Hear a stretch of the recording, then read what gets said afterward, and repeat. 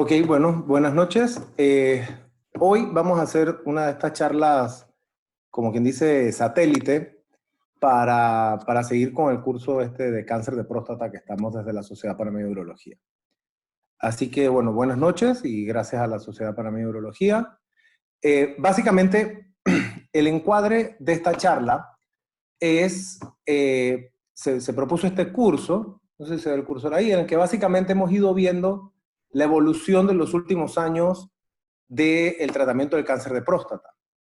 Han sido charlas magistrales, realmente con muy buen dominio del tema, y la verdad es que dada por nuestros residentes, y la verdad es que a ellos les ha tocado bastante más complicado que a nosotros. Yo cuando estaba en la residencia, salió el TAC 327, y previo a eso, la información que teníamos de cáncer de próstata, y por lo tanto el manejo clínico, era bien básico y era bien sencillo. Realmente lo que teníamos era que saber hacer bien una radical de próstata y saber hacer bien una orquiectomía. Los conceptos eran pocos. Y como bien se mencionó en la primera conferencia, fue Chiqui, si mal no recuerdo, el TAC 327 es el que abre esta caja de Pandora, el que nos muestra un escenario de cáncer de próstata en el que al parecer sí hay que saber más, hay que entender la enfermedad, hasta el punto de que hoy en día el cuadro se vuelve algo tan complicado como esto. Aquí vemos en dónde tienen sentido cada uno de los 20 trials que son cambiadores de práctica, y la verdad es que aquí se empieza a complicar el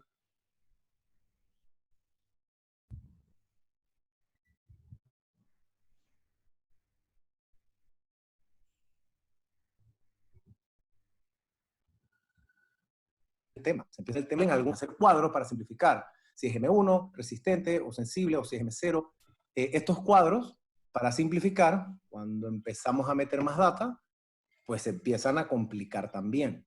Y realmente lo que yo creo que toca hacer es realmente entender la enfermedad.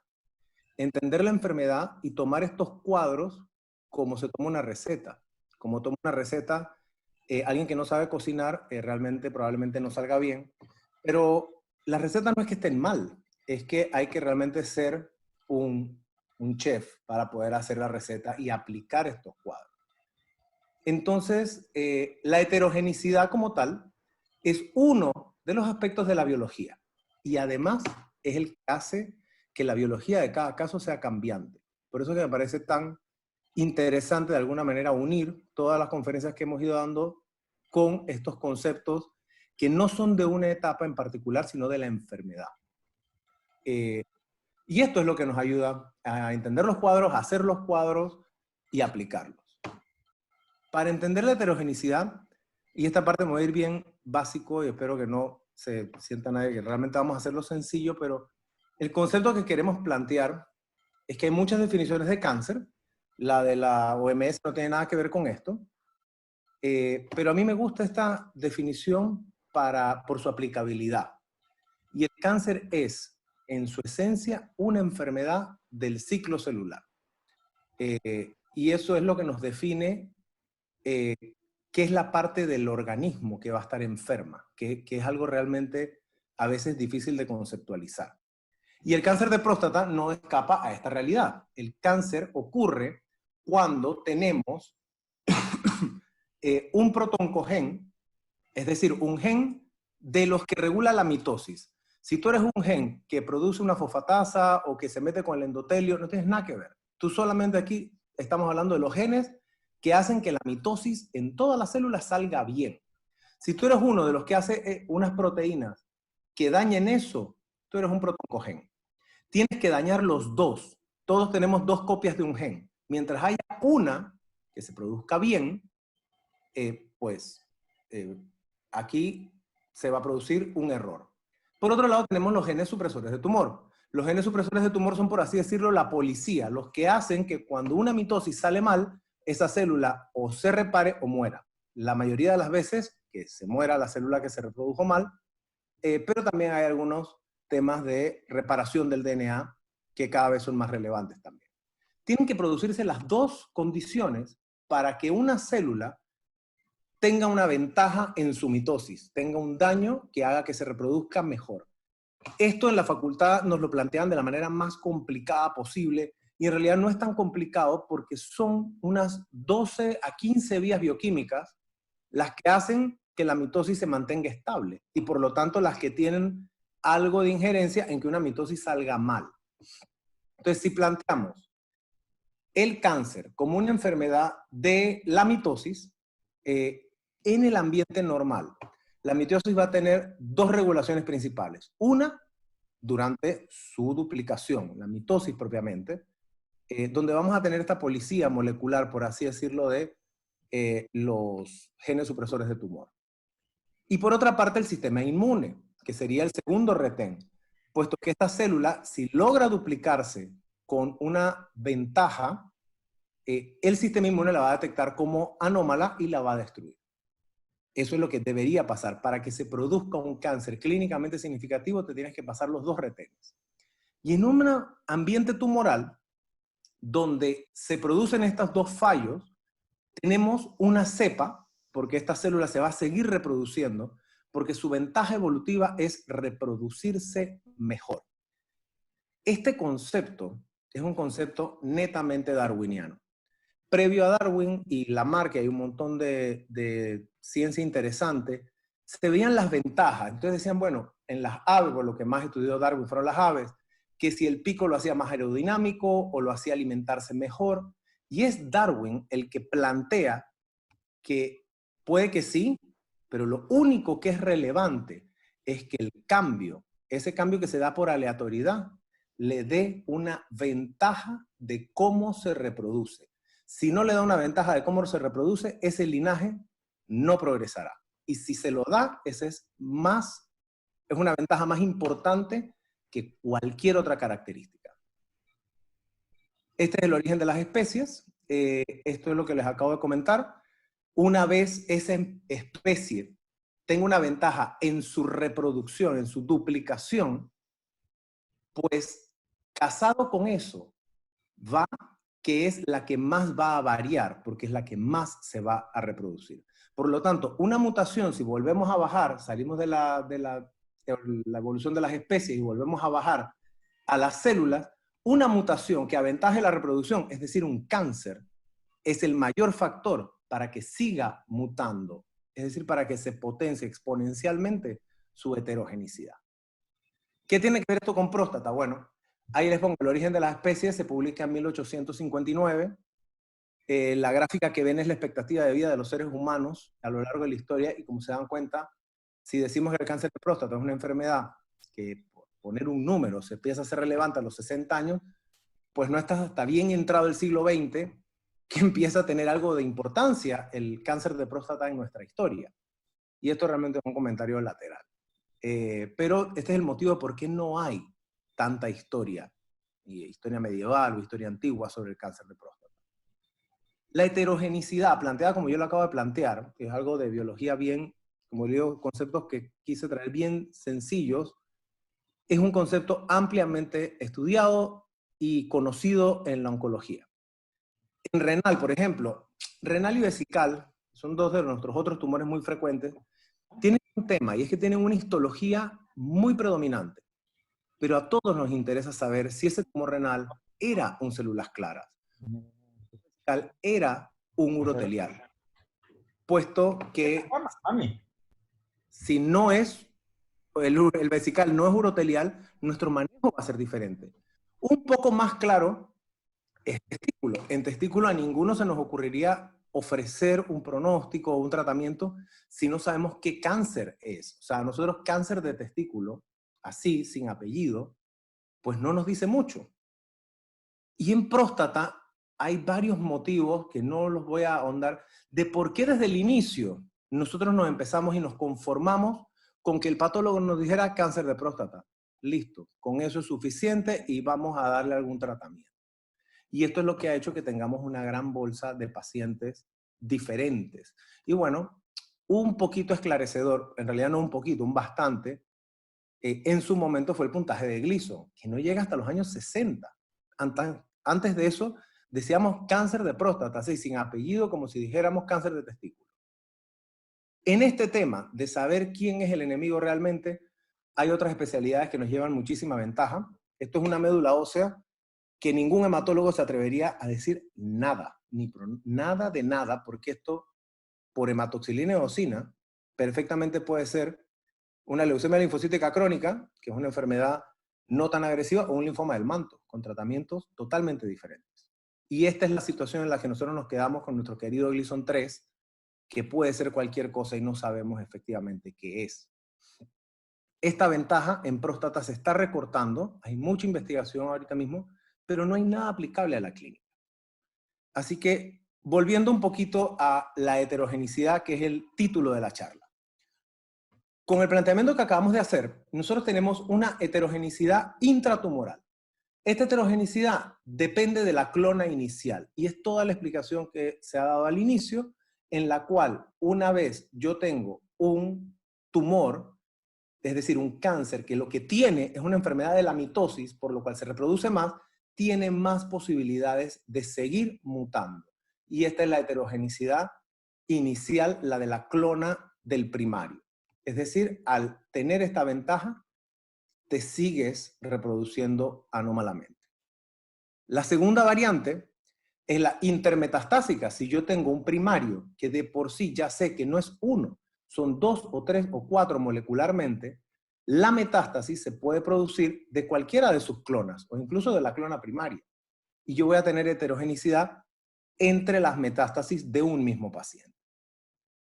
Por último, esta metástasis sigue con su ventaja evolutiva, su ventaja reproductiva, y va a seguir teniendo esta posibilidad de mutar exponencial comparado con su primario. Y estas son las 3 tipos de heterogenicidad que se dan en la biología de cada paciente. Ahora bien, cuando tenemos un paciente y tenemos esta heterogenicidad, nosotros tenemos que, volviendo al tema de la evolución se da por selección natural. Nosotros tenemos, en algunos casos, lo que se llama selección por presión externa, que es totalmente diferente. Y un ejemplo que lo pone claro es esto, por ejemplo, el oso. El oso evoluciona totalmente independiente de los humanos, porque ni lo depredábamos, porque no comíamos oso, ni nos depredaban tanto, porque no vivíamos en el mismo lugar, y el oso, en sus fases finales, tiene varias decenas de millones de años entre uno y otro. El caballo sí tiene injerencia con los humanos. Y ya cuando el caballo se podía usar como animal de carga hace unos 40 o 50 mil años, los humanos empezamos a presionar su selección. Y estos últimos pasos, que son más o menos equivalentes a él, ya no son decenas de millones de años, son decenas de miles de años. Es decir, nosotros le quitamos 3 al exponente de la velocidad cuando le metemos presión. Y por último, los pollos. Los pollos en la industria avícola, nosotros podemos crear una especie en 5 años. Se reproducen en 2 meses. En 5 años nosotros podemos cambiar completamente una especie que queremos que sean gallinas ponedoras y que además podamos diferenciar a los machos de las hembras recién salen del huevo para poder matar a los machitos en la licuadora que todo el mundo sabe.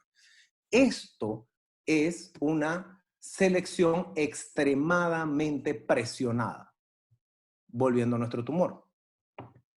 Estos 2 pacientes, tenemos un paciente a la izquierda con un supercentelleo y un paciente a la derecha con algunas metástasis. Es alta carga, tiene más de 4 de seguro y hay un par fuera del eje. ¿A quién le va a ir peor? Ahí nos falta una información. ¿Cómo están esos tumores biológicamente? Si este señor está debutando metastásico y esto no ha tenido presión de selección, probablemente le vaya mejor a este de aquí al lado si es una enfermedad que nosotros hemos presionado y que su evolución va muy por delante en agresividad y en heterogenicidad que el señor A. Es decir, si este señor no ha recibido tratamiento y este sí, existe la posibilidad de que, o sea, no es tan claro que al señor A le va mucho peor que al B. Y por último, esto es en cuanto a heterogenicidad y la importancia de la presión de selección. El último concepto que es el más relevante para nosotros, aunque no lo parezca, es la heterogeneidad interpaciente. Cuando teóricamente uno la plantea o uno la lee, uno se queda, pero es obvio, o sea, ¿por qué el señor Juan y el señor Pedro van a tener clonas iguales, si ya dijimos que son unas 15 vías moleculares para hacer los diferentes cánceres, y es cierto, Juan y Pedro pueden tener tumores diferentes. La relevancia de mencionarlo aquí es que esta heterogeneidad interpacientes es lo que nosotros reflejamos en nuestros trials. Esos 20 estudios que acá puse en la segunda diapositiva, cambiadores de práctica, esas gráficas de Kaplan-Meier no reflejan a un paciente, reflejan a toda la heterogeneidad tumoral de esa población. Por lo cual es muy importante, y creo que es el fin de esta charla, algunas herramientas de cómo pasamos ese concepto del trial a la consulta. Por ejemplo, yo creo que los que me han escuchado alguna vez de este tema, para mí este es un estudio precioso, probablemente el más cambiador de práctica del todos. Este es el Charted, y llega un caballero a la consulta, y le digo, señor paciente, usted aumentará su sobrevida global de 44 a 57 meses si usted me aguanta 6 ciclos de docetaxel ahora. Parece una muy buena compra, y pues lo metemos. Pero el señor paciente fallece al año. Lo importante, al año, que además yo le quité como 4 meses para darle el docetaxel. Lo importante es que este paciente no es raro. Es 1 de cada 10. Porque esto no refleja pacientes. Esto refleja la heterogeneidad de la población. Y en esa heterogeneidad hay un 10% que fallece el primer año. ¿Cómo hacen? Bueno, y en próstata en particular hay un tema que lo hace doblemente heterogéneo. Y es que tenemos la heterogeneidad darwiniana clásica, que aplica a todos los tumores, pero por otro lado, nosotros tenemos la belleza de tener nuestra terapia blanco espectacular desde el inicio, que es la terapia periazoandrogénica. Y nos hace una heterogeneidad independiente a las vías de reproducción y por lo tanto independiente a la darwiniana, que es la heterogeneidad en los receptores de andrógenos. Entonces tenemos un poco más de la heterogeneidad usual al presionar a los tumores con nuestro terapéutico. Ok, ¿de qué sirve este concepto? Que yo creo que ya está planteado, interesante, biológicamente parece que tiene algo de lógica. Bueno, para soñar con un futuro en el que conozcamos la enfermedad. Este sería el primer pensamiento, que tristemente no es tan cierto, porque planteando los conceptos que yo acabo de decir, en ese futuro, yo la verdad es que el escenario lo veo bien difícil de concebir, porque estamos hablando de pruebas genómicas y moleculares para saber efectivamente qué enfermedad es a todo el tumor, o a gran parte del tumor. Eso en el primario, en próstata solo lo tenemos cuando operamos. A las biopsias durante la evolución, si el paciente tiene su tumor primario, a las biopsias no de una metástasis, a la biopsia de varias metástasis, acabo de decir que pueden ser diferentes. Una solución podría ser biopsias líquidas y las células tumorales circulantes, pero es que las células tumorales no circulan por igual. Esta diapositiva es la más tétrica de todas. Realmente ese futuro en el cual yo sé exactamente la biología de todo el cáncer de próstata de mi paciente, sería lindo, pero yo no sé si lo vamos a tener. ¿Qué hay ahorita? Bueno, en este momento sí hay células líquidas, biopsias líquidas. No son tan caras, pero no son tan fáciles de accesar. Y lo más relevante es que la mayoría de la información que podemos tener, estos son 3 de los genes más frecuentemente mutados en las líneas de próstata, son inútiles. Yo le digo, señor, su Gleason 4 tiene un P53 mutado en las 2 cadenas. Eso es inútil porque no hay ninguna terapéutica que yo pueda aplicar por ese resultado. O sea, eso nada más es curiosidad científica.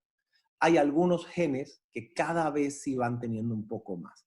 Y sobre ese tema, un poquito de historia reciente, en el 2014, hubo una lluvia de conceptos sobre la ARB7, la variante 7 del receptor de andrógenos, que si la medimos y nos damos cuenta que está mutado en este variante 7, no va a responder a los superantiandrógenos, ya sea en ese momento enzalutamida o iraterona. Muy bien, pero es una prueba cara y en realidad lo que me estás diciendo es, me estás pronosticando tu no respuesta, no me estás pronosticando tu respuesta positiva. O la mutación del TMPRSC2, tampoco vamos a ahondar, pero es más o menos lo mismo en cuanto a los taxanos. Un paciente que tiene esta mutación pues no va a responder a taxanos. 2016, ya han pasado 4 o 6 años, esto no se ha implementado del todo, y yo creo porque básicamente no son tan accesibles, y el concepto de un predictor de no respuesta en general no es tan útil. Nosotros nos gustaría mucho más tener un predictor de sí respuesta. El más prometedor en este momento son los genes reparadores del DNA, ATM, ATCheck12, Check2 y los BRCA, que son los que conocemos. La data inicial nos decían que sí, efectivamente en próstata pocos están mutados. Incluso hoy en día sabemos que es menos de esto. Tenemos alrededor de un 10% de pacientes de próstata con los genes reparadores del DNA mutados. Pero en los que están mutados, tienen una gran respuesta a las drogas que interfieren con los genes reparadores del DNA. En este caso, olaparib o niraparib. Esto es 2015, esta línea sí se le dio un seguimiento, hubo múltiples estudios, corriendo múltiples estudios usando estos inhibidores de PARP, ya con resultados interesantes, sobre todo al final del tratamiento, y esto se publicó hace una semana, se empezó a publicar en el ESMO 2019, pero esta semana ya salió en el New England, y este estudio, el PROFOUND, que es olaparib en los pacientes con mutaciones de reparación del DNA, es un estudio de pocos pacientes, son 300 y tantos pacientes, pero la gracia que tiene, tampoco vamos a ahondar porque no es una charla de los estudios, es una charla del concepto. Es la primera vez en la historia del cáncer de próstata, en PROFOUND, en el 2019, que tratamos el cáncer de próstata según la respuesta de un biomarcador. No hay ningún otro estudio de fase 3 positivo con esto. Yo creo que no quedaba ningún tumor así. Ya eso es la realidad de todos los días en pulmón, colon, mama, próstata nos habíamos quedado atrás. Es un camino al que vamos. Entonces sí, por el planteamiento de que es muy difícil conocer toda la enfermedad, pero conocer estas partes nos ayuda. Entonces, ¿qué hay hoy? Pues estudian células tumorales circulantes, creo que no es tan realista.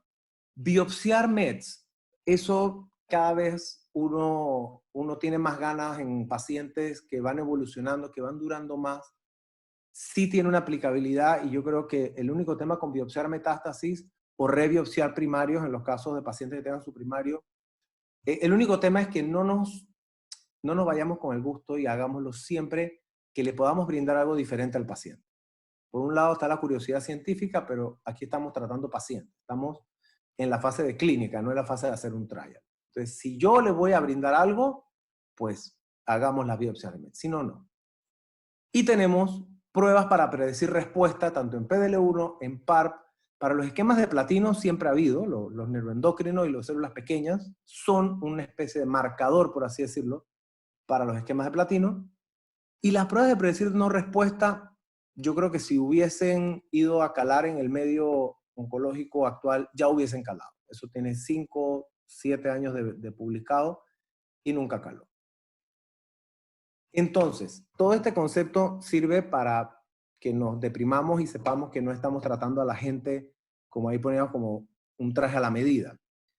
Y no es cierto. Yo creo que el concepto de heterogenicidad en la parte académica, que es esta especie como de mezclar todos los trials y tratar de sacar en dónde se van pareciendo, nos sirve para extrapolar la información del trial al paciente.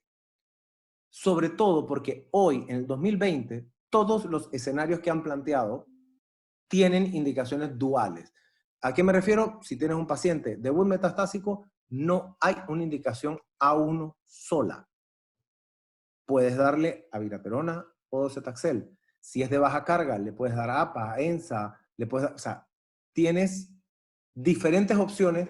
¿Cómo tomamos la decisión? Pues por acceso, sí, pero esa es la parte por disponibilidad.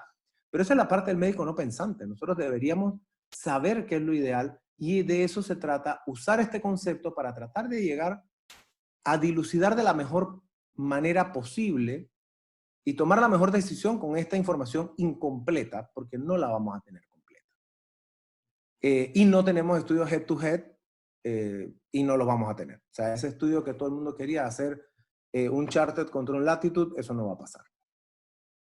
Ok, solamente antes de seguir, otro concepto dual. Para morirse de cáncer de próstata hacen falta 2 tickets. Para morirte de cáncer de próstata tienes que ser metastásico y no responder a tu tratamiento. Esas son las 2 condiciones que tienen que estar las 2 para morirte de cáncer de próstata. Lo de ser metastásico tiene que ver con la extensión. Y esto es más o menos la evolución en el tiempo de la extensión, que se puede dar por la vía natural, es decir, sin presión y que el paciente llegue a que nosotros lo conozcamos M1 de alta carga, o nosotros la podemos presionar e irlo cambiando. Aquí es importante decir, hay muchos detractores de los tratamientos que dicen, claro, ahora tienes este metastásico resistente porque lo trataste. No, señor. Si teníamos 100, curamos a 80, nos quedan 20, pero los otros 80 se fueron a su casa con su enfermedad tratada y murieron de otra cosa. Entonces, nosotros en el medio urológico y oncológico vemos a la evolución que se presiona y le va mal. De alguna manera tenemos que esto nos da la extensión, es decir, para morirse de cáncer de próstata hay que ser metastásico, y por este otro lado hay que no responder a tu tratamiento. Dicho esto, siempre nosotros todos los conceptos actuales de presión de selección, de enfermedad castración resistente, de terceras y cuartas líneas, es nueva. Tiene 10, 15 años. Por lo cual, todos teníamos en el bagaje cultural médico que lo malo es ser metastásico. Bueno, hoy en día está bastante claro que da bastante igual. Tu posibilidad de muerte por año siendo metastásico, pero sensible, es 16%. Y siendo no metastásico, pero insensible a tu tratamiento, también es 16. Obviamente, si tienes los 2 tickets, pues te va mucho peor. Pero es por lo menos tan malo ser no respondedor que ser metastásico. Y esto plantea el concepto al que queríamos llegar con la charla. Nosotros tenemos 2 pacientes M1 que son radicalmente diferentes, dependiendo de su origen. Nosotros tenemos el paciente panameño vida mía, que tristemente todavía son mayoría, que debuta metastásico, y tenemos el paciente que nosotros captamos localizado, como le dije, que de 100 curemos 80, pero hay 20 que van a seguir esta línea de progresión y van a llegar a ser M1 y no son iguales. Uno viene de su evolución natural y el otro viene de su evolución presionada. El M1 progresado, normalmente, si tenemos un buen seguimiento, lo deberíamos diagnosticar en baja carga.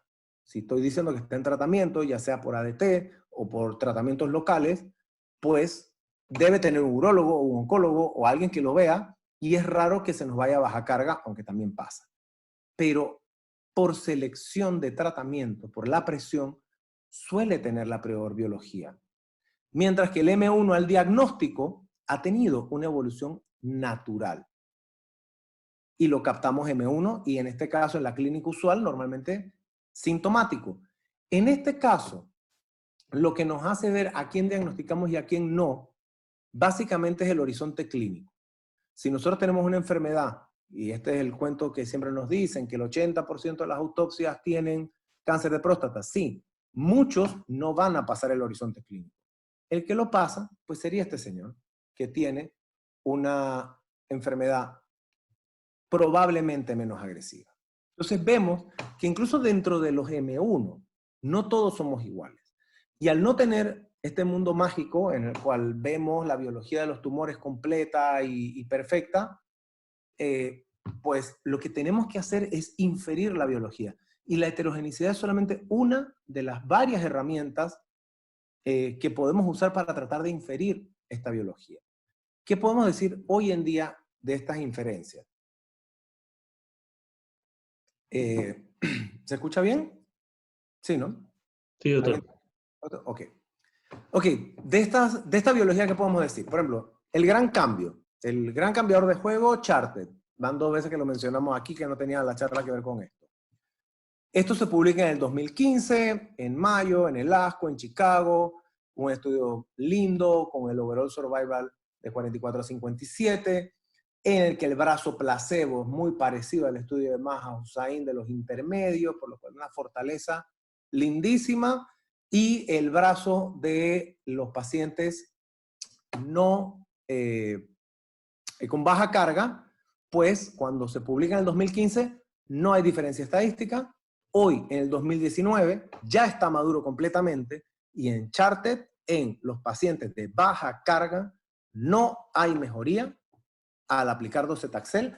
Incluso, como mencionó Hernández en su conferencia, podrías agarrarte de la estadística para decir que les va hasta peor. Y lindo, tenemos un estudio maduro, excelente, pero ¿qué pasa? El mismo 2019 se publica el brazo C de Stampede maduro. En el brazo C de Stampede, cuando nosotros estratificamos igual por alta carga y baja carga, pues resulta que la baja carga sí tiene beneficio estadístico. A diferencia de Charted, son 2 estudios iguales. ¿Por qué tenemos 2 estudios iguales con resultados diferentes? La propuesta, que hoy en día es la aceptada de por qué pasa esto, es porque en Stampede C nosotros tenemos en la población M1 baja carga más M1 progresados que M1 debut que Charted. En uno son 5%, en otros son casi 25%. Esto pasa cuando tienes 2 estudios iguales con resultados diferentes, pues es porque eran poblaciones diferentes, eran poblaciones muy parecidas. Muy parecidas.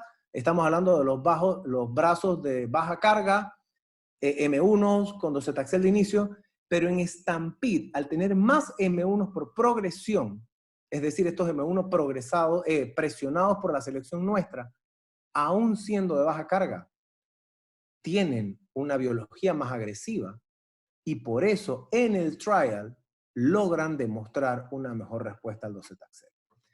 Se mantiene el concepto del docetaxel, el concepto de que entre más enfermo estás, más beneficio vas a tener con la terapia citotóxica.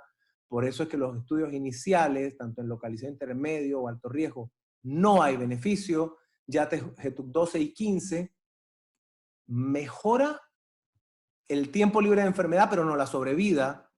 Y ya en Charted, pues sí mejora la sobrevida porque la población es más enferma. Hilando fino, podemos decir que a iguales condiciones de carga tumoral, un paciente M1 progresado debe tener una enfermedad más agresiva que un M1 de novo. Y este concepto, ya que nosotros manejamos las 2 poblaciones de pacientes. Entonces no es lo mismo cuando nos llega a la consulta el señor que nunca se había evaluado y ahora tiene 10 metástasis, que el señor que se perdió de su seguimiento, pero que recibió una radioterapia o una prostatectomía radical y ahora viene con 10 metástasis. O peor aún, que recibió 2 pilares del tratamiento, que recibió tratamiento local y ADT y ahora viene con algunas metástasis. No son iguales. Incluso esa es la explicación de por qué Charted C sí tiene una diferencia de sobrevida en los baja carga y el Charted no. Entonces, este concepto visto, ¿dónde más podríamos buscarlo? Si es que el concepto es real. Y me parece que si es real sería increíble, pues es muy aplicable a la clínica. Pues veamos qué pasa en Spartan.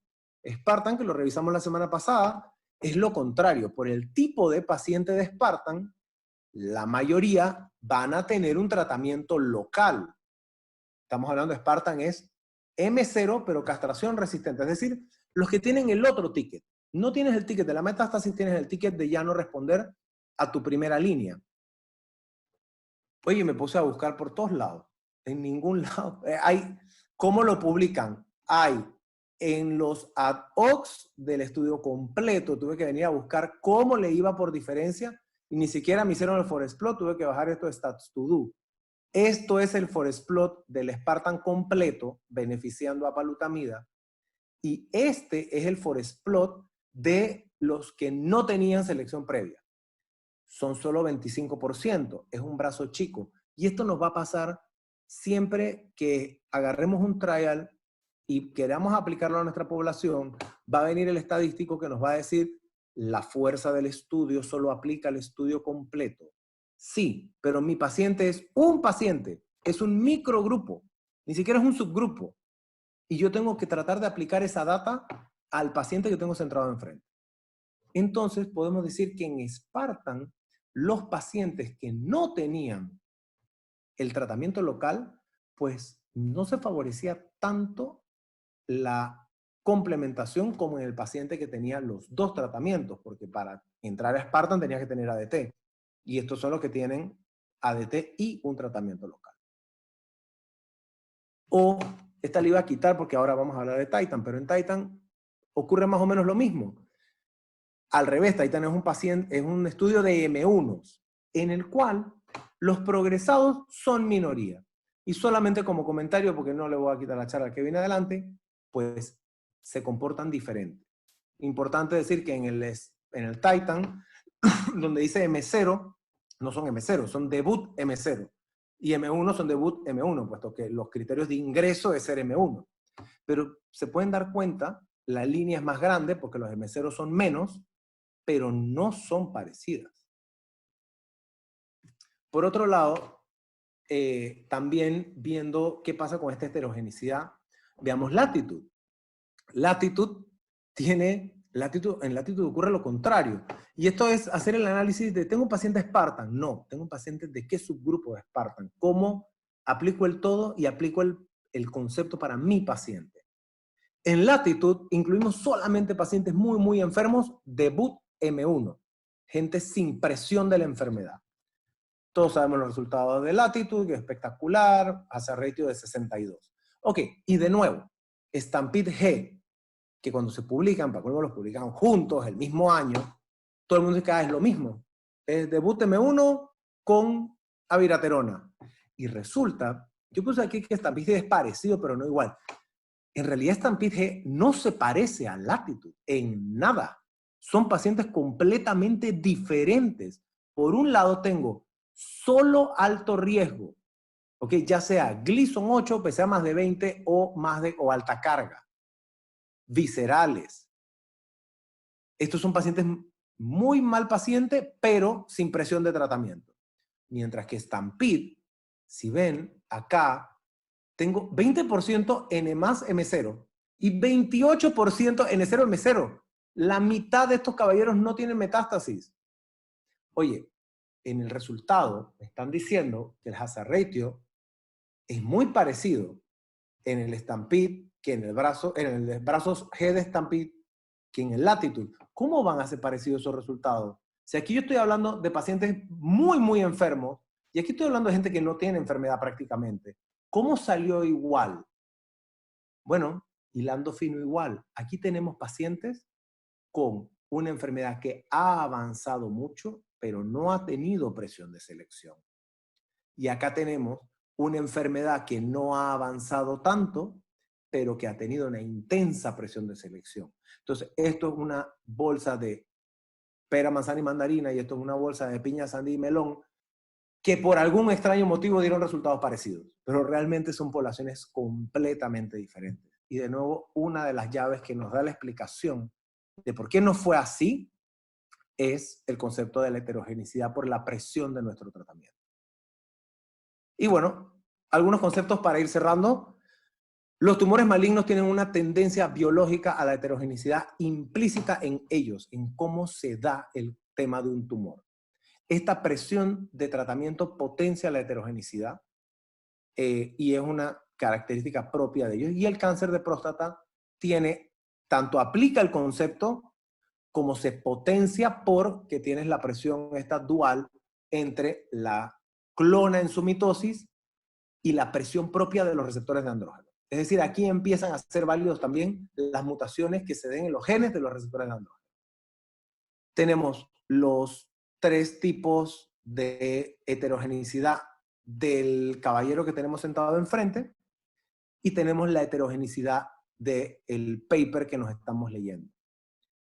Y el concepto de cómo hacer para cada vez poder aplicar mejor esos conceptos al no es un presente en este momento que nosotros logremos determinar efectivamente cuál es. Es muy difícil en este momento hacer células circulantes, no es tan complejo hacer BRCA. BRCA sí se hace aquí en Panamá y se hace Foundation One, pero no es lo usual. Sí creo que cada vez está viendo más el concepto de que es muy importante. De alguna manera, nosotros conversamos con algunos pacientes que dicen, bueno, me voy a hacer un PET. Con el PET ves la evolución, ves la parte de qué tan metastásico eres. Y te cuesta X. Hacerte un Foundation One cuesta más o menos lo mismo que un PET. Y en vez de saber cómo está el campo de batalla, vas a saber quién es tu enemigo.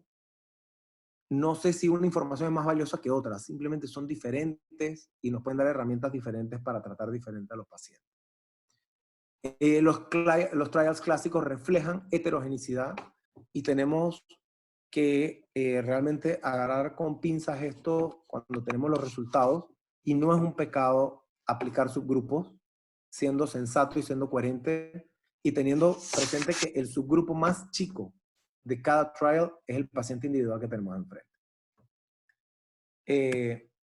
Para morir de cáncer necesitas tus 2 tickets, eso es igual para todos los cánceres, pero en próstata tenemos data que nos lo sustenta, si queremos ser más científicos, y bueno, de lo que ha tratado la charla básicamente, el paciente M1 progresado versus el paciente M1 debut no son iguales. No son iguales, y a una carga igual de metástasis, pues podríamos decir que el M1 progresado, por definición, por el caballero Darwin con su pajarito, tiene una peor biología. Y como última diapositiva esto, o sea, simplemente hay que conocer los trials, hay que conocer la historia del tratamiento, cómo se fue dando, cómo se da ahora.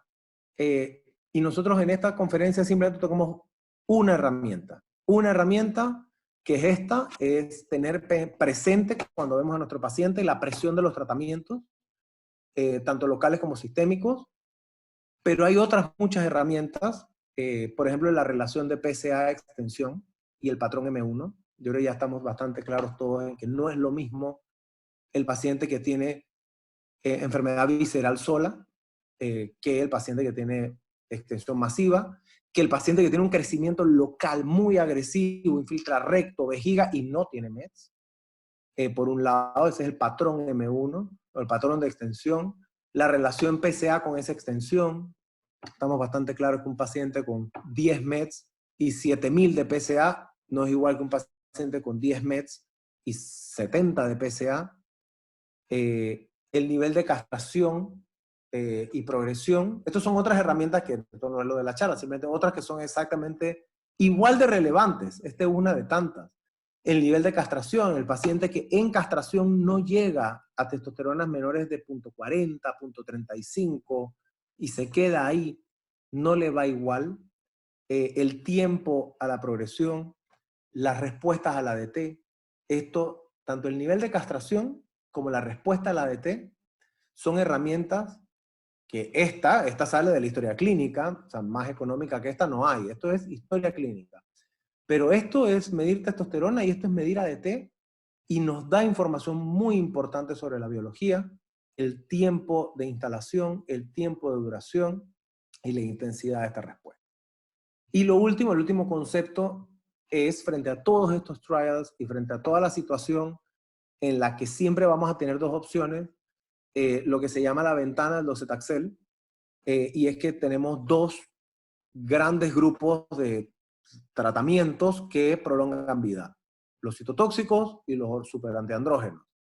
Pero los citotóxicos tienen más efectos secundarios. Entonces, siempre que tenemos al paciente enfrente, preguntarnos esto cómo fue dándose, la historia, los laboratorios cómo los vamos teniendo y cómo los podemos analizar, y preguntarnos, ok, si este señor yo no le doy docetaxel ahora, ¿se lo voy a poder dar después? Eso es lo que se llama la ventana del docetaxel y es lo que hace que a veces decidamos no, démoslo ahora, o no, esperemos a que progrese y démoslo. Y todo esto son herramientas independientes, pues mientras logramos saber la biología real de nuestros pacientes de primera mano, que la verdad yo no estoy seguro si algún día vamos a tener mejores herramientas, pero ese sueño de realmente saber exactamente cuál es la biología de un paciente, creo que eso va a ser, eso por lo menos no creo que nos toque, ojalá me equivoque. Y estos eran los conceptos que queríamos conversar el día de hoy sobre heterogenicidad en el cáncer de próstata. No sé si tienen algún comentario o quieren hacer alguna pregunta.